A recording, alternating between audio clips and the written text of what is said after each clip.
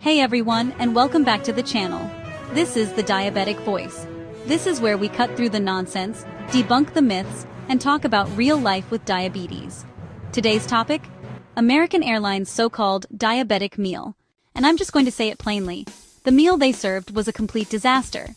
I pre-ordered a diabetic meal, putting my trust in the airline and thinking, great, someone finally gets it. But what did I get from my careful planning? A cup of fruit, which is basically a sugar bomb, a granola bar packed with carbs, and yogurt with 10 grams of sugar. Let me say that again for the people in the back. Fruit, granola, sugary yogurt. This isn't a diabetic meal. It's a recipe for a blood sugar spike at 30,000 feet. American Airlines. Do you actually know what diabetes is? Because this meal screams, we Googled diabetes in 1998.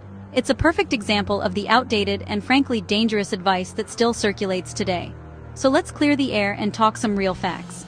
Managing diabetes is not primarily about avoiding salt. While overall heart health is important, salt isn't the main villain for blood sugar control. And it's definitely not about blindly choosing low fat. In fact, many low-fat products are loaded with sugar to make them taste better. And it is absolutely not about dumping sugar and carbs together and calling it healthy. That granola bar? It's mostly sugar and refined carbs, causing a huge spike. The sweetened yogurt? It might as well be dessert. This isn't a diabetic-friendly meal. This is a glucose roller coaster at 30,000 feet, and it's a ride we need to get off. Here's what makes this dangerous. People trust medical accommodations. When an airline labels something diabetic, people assume it's safe. Some passengers are newly diagnosed. Some are on insulin. Some people are traveling long distances. It took us over 24 hours to return from our last trip, and I would have been in real trouble if I had not been prepared with high-protein snacks for myself. Managing glucose without access to backups is a real struggle. And instead of stability, passengers are handed a carb bomb.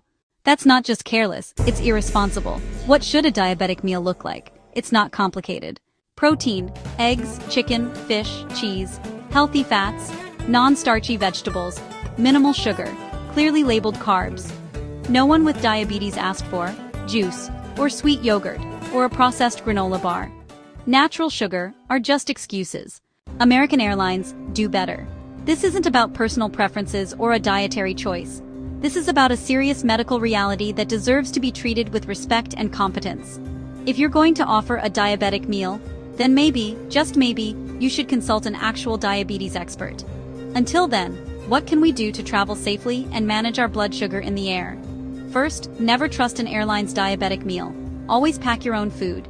Think protein-rich snacks like cheese sticks, nuts and jerky, plus low-carb options. Stay hydrated with water, not sugary juices. And most importantly, advocate for yourself. Politely inform the cabin crew about your condition and your needs. Your health is non-negotiable, especially at 30,000 feet. And if you've had a similar experience, drop it in the comments, because this conversation needs to be loud. If this helped you, like, subscribe, and share it with someone traveling soon. This is the Diabetic Voice, and we're done staying quiet.